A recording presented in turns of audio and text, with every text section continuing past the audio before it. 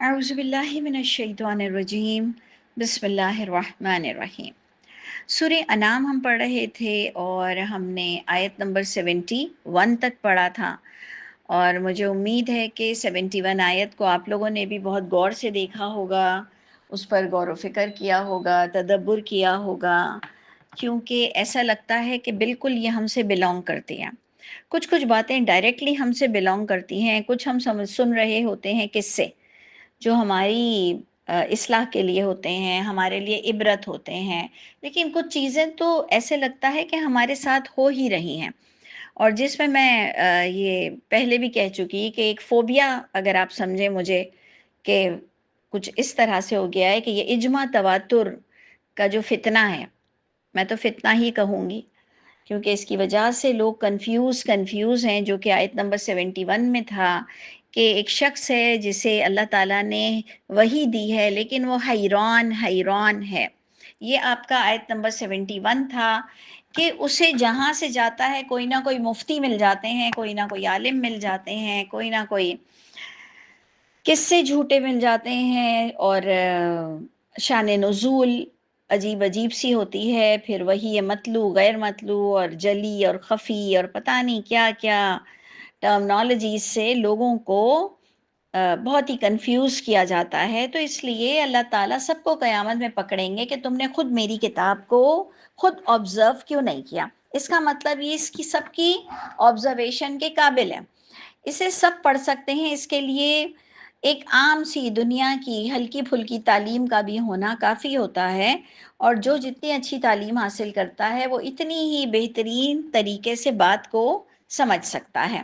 तो इसलिए आपने गौर करना है कि 71 आयत सूरह अनाम हम सब के लिए इतनी बूस्ट करने वाली आयत है कि वो हमारा मोराल यूँ बढ़ा देती है कि हमें किसी की फ़िक्र नहीं होती है। उसमें क्या बात थी कि अल्लाह ताला ने उसे हिदायत दी, और अल्लाह के रसूल को लोग प्रेशराइज़ कर रहे हैं, और बड़ा रस्साकशी वाला मामला है कि जनाब आप अल्लाह को तो हम भी मानते हैं, आप फ़लाँ-फ़लाँ को भी कुछ ना कुछ स्टेटस दे दीजिए। और अल्लाह ताला के रसूल ला इलाहा इल्लल्लाह की बेस पर ये बात कह रहे हैं कि जब मुझे हिदायत मिल गई, फिर मैं दूसरों को कैसे कुछ अथॉरिटी मानूँ? क्या मैं मानंद उस शख्स के हो जाऊँ जिसको रास्ता मिल गया, उसके साथी भी उसको रास्ते की तरफ बुला रहे थे, लेकिन वो कन्फ्यूज़ था, हैरान-हैरान खड़ा हुआ था। तो ए नबी, लोगों को क्लियर डंके की चोट पर क्लियरली आपने ऐलान कर देना है कि इन्ना हुदल्लाहि हुवल हुदा। बेशक हिदायत तो वही मानी जाएगी जो हिदायत वही की हिदायत है, उसके अलावा हमारे पास और कोई रास्ता ही नहीं है। तुम्हारे पास है, आपके पास है, आपको तसल्ली मिल रही है, आप जाओ, हमारे लिए इसमें बड़ी तसल्ली है, और हमारा सिलेबस बहुत शॉर्ट है, और हम इसको ओन करते हैं। सबको क़यामत में अल्लाह ताला को शक्ल दिखानी है। व उमिरना लिनुस्लिमा लिरब्बिल आलमीन, और हमें तो हुक्म मिला है कि हम फर्माबरदारी का इजहार करें, अमल करें, किसके लिए? रब्बुल आलमीन के लिए। हमने हर स्टेप उठाना है उस अल्लाह की रज़ा के लिए। आज का हमारा जो असाइनमेंट है या जो हमारा सबक है वो 72 आयत से है सूरह अनाम की।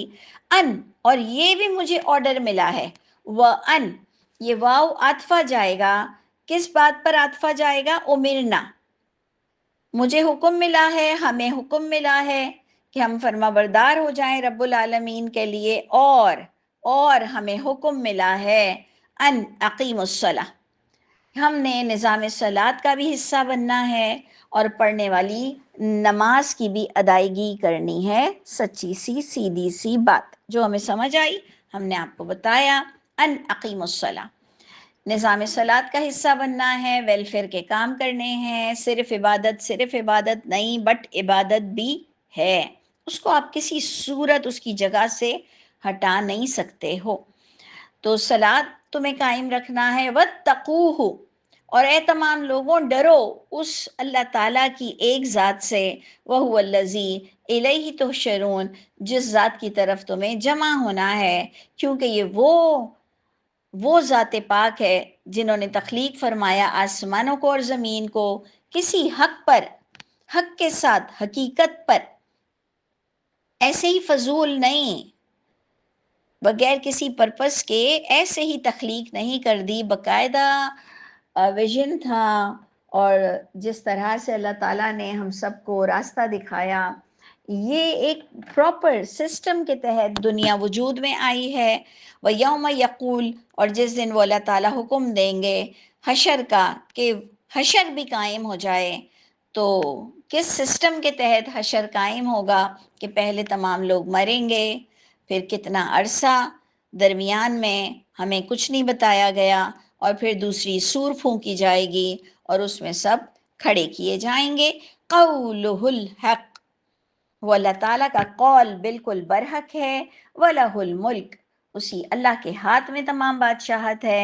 جس دن پھونکا جائے گا سور میں، آپ عالم الغیب، وہی اللہ تعالیٰ غیب کے جاننے والے اور ظاہرہ کے جاننے والے، اور وہی اللہ تعالیٰ حکیم اور خبیر ذات ہے۔ تو اے لوگوں، تم اپنا کام کرو، تمہیں جو محفل کے آداب بتائے گئے، تمہیں جو بتایا گیا کہ اگر محفل میں غلط ہو رہا ہے تو تم اس محفل کا حصہ، چاہے ایمپلائی ہو، چاہے وہ کوئی تمہارا باس ہو، چاہے وہ کوئی تمہارا سسرال ہو، چاہے وہ کوئی تمہارے بھائی بہن ہو، چاہے والدین ہو، چاہے مائکہ ہو، چاہے کوئی بڑے بڑے اماموں کی محفل ہو، غلط بیانی ہو رہی ہے، آپ کو وہاں سے اٹھ جانا ہے، نہیں تو آپ انہی کے جیسے کنسیڈر کیے جائیں گے۔ یہ سیدھی سی بات آپ کو بتائی گئی۔ صرف آپ کا کام ہے اویئرنیس دینا، اور وہ انہی پہ سوٹ کرتی ہے جو خود باعمل ہو۔ یہ ہمیں بڑی پیاری تلقین بتائی گئی۔ ہم نے آپ سے کہا تھا پچھلی کلاسز میں کہ نبیوں کے قصے پچھلی کسی نہ کسی بات سے میچ ضرور کرتے ہیں، یعنی کوئی نہ کوئی ربط، کوئی نہ کوئی تعلق، انٹرنلی کوئی نہ کوئی لنک ضرور رہتا ہے۔ اس وقت آپ پڑھیں گے آیت 74 میں ابراہیم علیہ السلام کا ذکر ان کے ساتھ کیا گیا۔ کن باتوں کے ساتھ؟ کہ اے نبی، آپ کہہ دو کہ میرے پاس کتاب ہے اور تم مجھے دوسروں کی طرف کھینچ رہے ہو، تو میں کیا کنفیوز رہوں جبکہ مجھے اللہ تعالیٰ نے عقل دی ہے، اور اِنَّ ہُدَى اللہِ هُوَ الْهُدَى، اور میں کیوں کنفیوز ہوں، میرے پاس وہی ہے۔ یہ بات کو آپ نے پلے باندھنا ہے کہ چاہے کتنے ہی اجماع ہوں اور کتنے ہی تواتر ہوں اور کتنے ہی لوگ متفق ہوں، ہم نے وہی کرنا ہے جو اللہ تعالیٰ کی کتاب میں موجود ہے۔ یہ ہمیں لیسن مل کر ابراہیم علیہ السلام کا قصہ بتایا گیا۔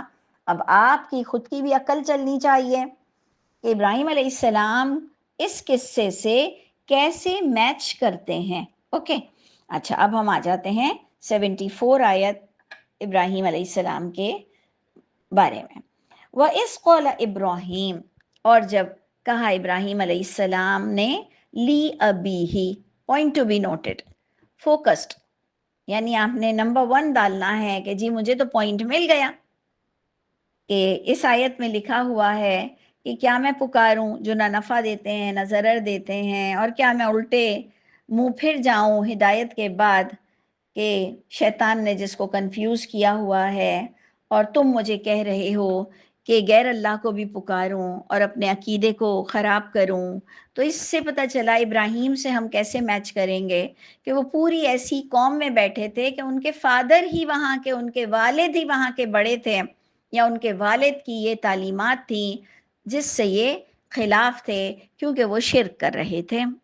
یہ آپ کو ملے گا کہ والد جیسی ہستی بھی، جو کہ والدین کا بڑا رتبہ ہے، والد کا ہو یا والدہ کا ہو، دونوں کا بڑا رتبہ ہے، اور دونوں کو ہم نے بڑا عزت دینی ہے، لیکن اللہ تعالیٰ بتا رہے ہیں کہ نبی کو اپنے والد کو ایٹ لاسٹ چھوڑنا پڑا۔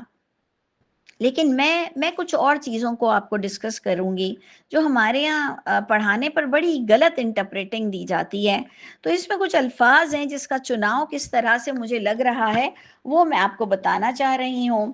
کہ جب فرمایا ابراہیم علیہ السلام نے اپنے باپ سے، اور آزر نام بھی آ رہا ہے، اتتخذ اصنام آلہہ، یعنی باپ کا تعارف آپ کو 3 الفاظ میں دے دیا گیا کہ باپ کہاں پر کرپشن کر رہا تھا، کہاں کرپٹ تھا، کیا غلطی تھی، کیا گناہ کر رہا تھا۔ آپ نے دیکھا وہ پچھلی آیت سے میچ کر رہا ہے کہ کیا میں تمہاری باتوں میں آ جاؤں؟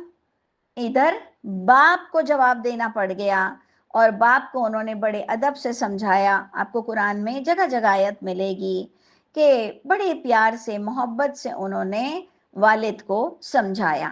اور پھر ہمارا پچھلی آیتوں میں کیا تھا؟ تمہیں سمجھانے کا حکم ہے، تمہیں سمجھانے کا حکم ہے، تمہاری ذمہ داری ہے سمجھانا. بس اس سے زیادہ تم کسی کو اریٹیٹ نہیں کر سکتے ہو، زبردستی نہیں کر سکتے ہو. انہوں نے اللہ تعالیٰ نے ان کے باپ کا ہمیں تعارف کرا دیا. آپ نے بریکٹ ڈالنا ہے اتتخذوا اصناما آلہہ. یہ ان کے باپ کا تعارف آ گیا کہ ابراہیم علیہ السلام نے ان سے کہا کہ اے ابا کیا آپ بناتے ہو صنم. صنم اصنام جمع آ رہی ہے. اینڈ واٹ از صنم؟ آپ لوگوں کو پتا ہونا چاہیے، بتوں کو کہتے ہیں صنم. کیا آپ بتوں کو بھی کچھ اتھارٹی مانتے ہو؟ آلہہ کا معنی اتھارٹی، ان کے بھی ہاتھوں میں ہے. ہر زمانے میں لوگ تقریباً اللہ تعالیٰ کو تو مانتے ہی تھے، من دون اللہ من دون اللہ من دون اللہ. اس کو تھوڑا سا اپنے دماغ میں بٹھا لینا ہے. بسائڈز اللہ، اللہ کو ہٹا کے بتوں کو نہیں مانتے تھے، اللہ کے ساتھ ان کو بھی اتھارٹی کا مالک مانتے تھے کہ بھگوان تو ایک ہے، ایک بڑا تو کوئی ہے، بٹ ان کی بھی اتھارٹی ہے. اور مسلمان بھی کوئی کم نہیں رہے، انہوں نے قبر پرستی شروع کر دی، انہوں نے بت پرستی شروع کی، ہم لوگوں نے قبر پرستی شروع کر دی. اور ہمارے بھی عجیب عجیب سے عقیدے ہیں. تو جناب انہوں نے کہا کہ کیا تم بتوں کو کوئی اتھارٹی سمجھتے ہو؟ اور اب بڑی سمجھانے والی آیت ہے، پلیز ذرا بہت ہی کنسنٹریٹ کریں، غور سے دیکھیں، کیونکہ آپ لوگ سب اپنی اپنی جگہ ایک ایک ٹیچر ہیں. آپ لوگوں نے یہ اس آیت کو کیسے سمجھانا ہے کہ انی اراکا وقومکا فی ضلال مبین. یہ کیسے کسی کو رائٹ مل جائے یہ کہنے کا، وہ بھی ابراہیم علیہ السلام جیسے شفیق آدمی، نیک آدمی، زبان سنبھال کر بات کرنے والے شخص. ہماری طرح ہارش نہیں تھے. ہم تو کئی جگہ بات کرنے میں غلطی کر جاتے ہیں، جس کا مجھے بہت افسوس بھی رہتا ہے. میں اپنے لیے دعا بھی کرتی رہتی ہوں کہ اللہ تعالیٰ مجھے بہترین طریقہ نصیب فرمائیے.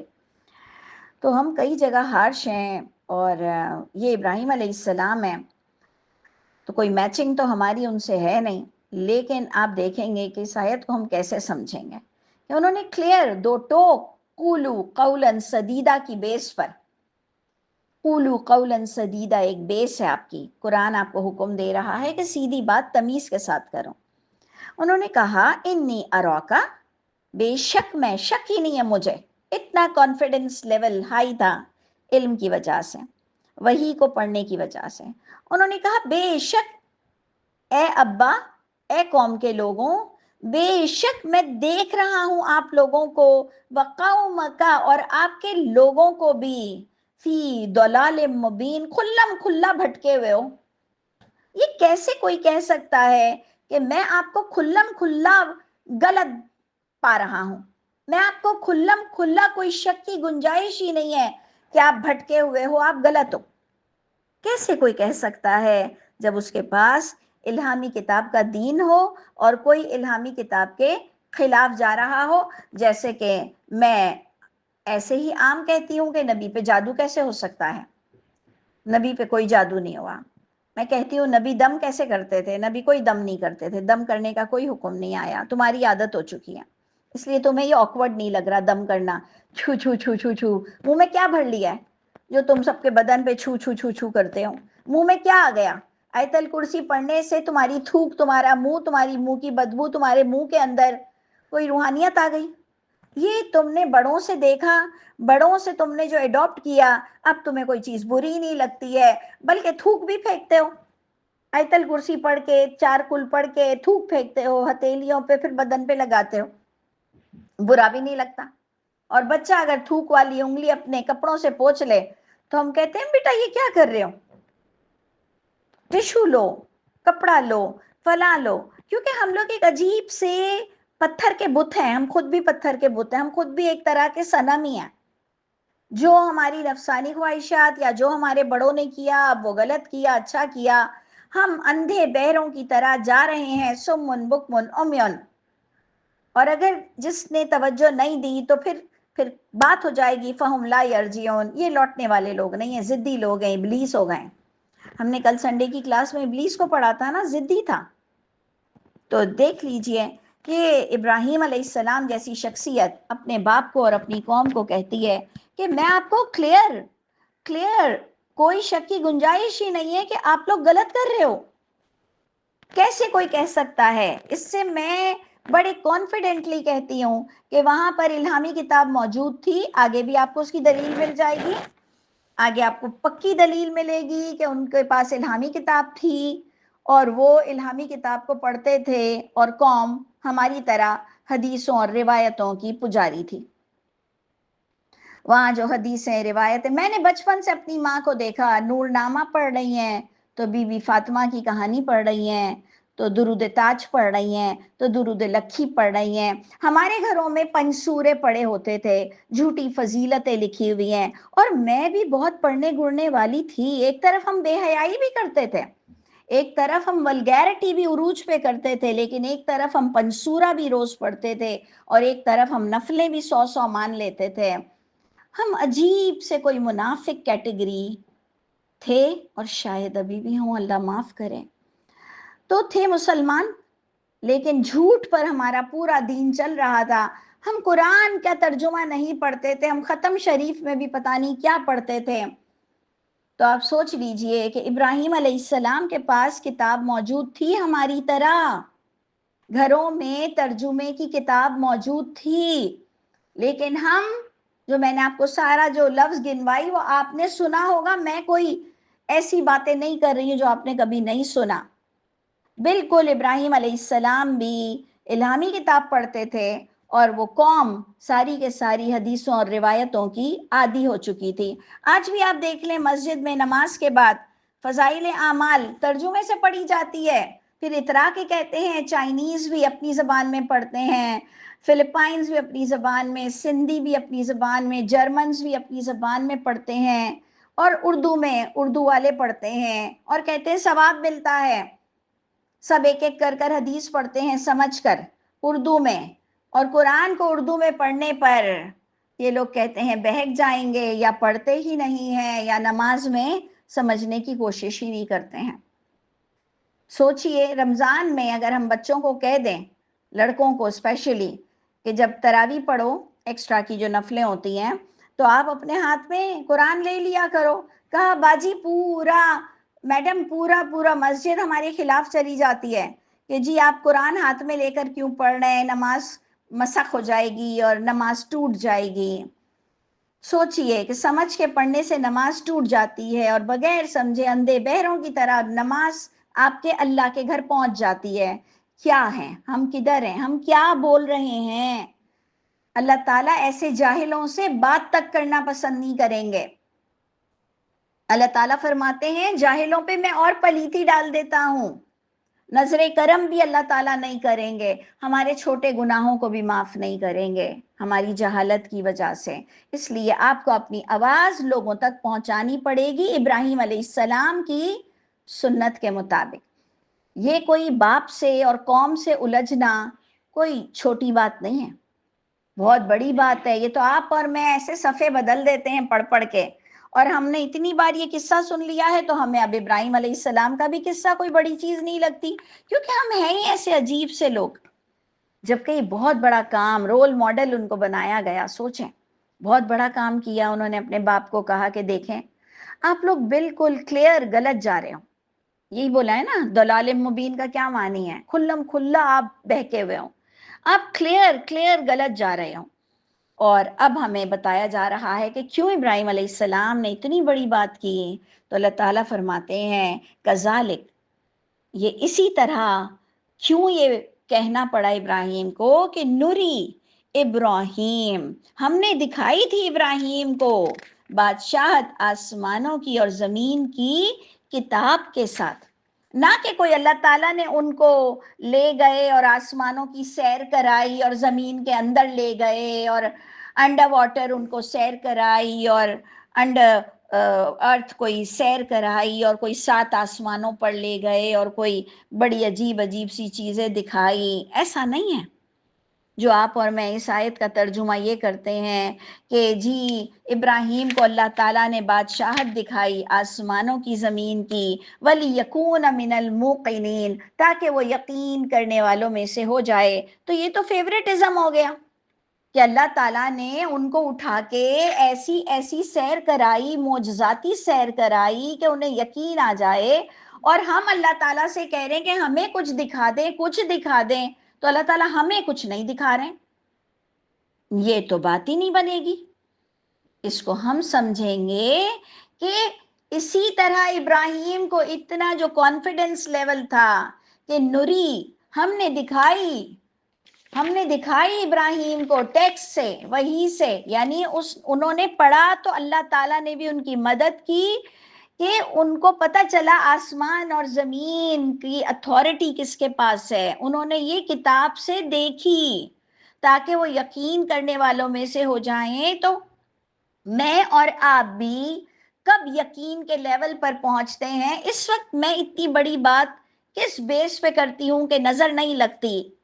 کس بیس پر میں کہتی ہوں کہ نبی پر جادو نہیں ہو سکتا ہے؟ کس بیس پہ میں کہتی ہوں کہ حیض میں کوئی نماز اور روزہ نہیں چھوڑنا چاہیے؟ یہ ہم کو اللہ نے دکھائی اپنی کتاب، جس کی بیس پر ہم اتنی بڑی بات کر سکتے ہیں کہ امن میں کوئی کسر نہیں اور جمع کا تو کوئی کانسیپٹ ہی نہیں ہے۔ اتنی بڑی بڑی بات ہم کیسے کر سکتے ہیں کہ حج کی مغرب بالکل نہیں چھوڑنی چاہیے، عرفات سے نماز پڑھ کے نکلو یا مغرب اپنی ٹائم پہ پڑھو، بالکل مغرب کو قضا مت کرنا۔ لوگوں کی باتوں میں آ کے نبی نے قضا نہیں کی ہے۔ حج پر شیطان مارنے کا کوئی حکم قرآن سے ثابت نہیں ہو رہا ہے۔ یہ اتنی بڑی بات بندہ کیسے کر جاتا ہے؟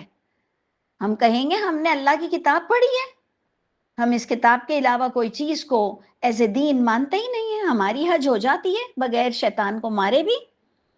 تو یہ چیزیں ہیں، آپ کو پڑھنا پڑے گا کتاب، لِيَكُونَ مِنَ الْمُوقِنِينَ، تاکہ آپ کو بھی یقین کرنے والوں میں سے اللہ تعالیٰ گن لے۔ اچھا جی، آج ہمارا ایک دوسرا بھی سیشن ہوتا ہے، تو یہاں پر ہم اینڈ کرتے ہیں، کیونکہ آگے ابراہیم علیہ السلام کس طرح گریجولی، کس طرح سے اپنے رب کی کتاب پڑھ کے اور ایٹ لاسٹ اس نتیجے پر پہنچے کہ رب تعالیٰ کے علاوہ کوئی اور ذات نہیں، لا الہ الا اللہ کو انہوں نے کیسے سمجھا۔ تو مجھے بھی پوری امید ہے اللہ تعالیٰ سے کہ اللہ تعالیٰ مجھ کو اور آپ کو بھی یقین کرنے والوں میں سے کر دیں گے، اور اللہ تعالیٰ ہمیں بھی کلمہ گو لوگوں میں بیٹھنا نصیب فرمائے، اور ہمیں اللہ تعالیٰ کے خاص بندوں میں شامل رکھے، زندگی میں بھی، مرنے کے بعد بھی۔ اللہ تعالیٰ ہم سب کے حامی و ناصر ہوں۔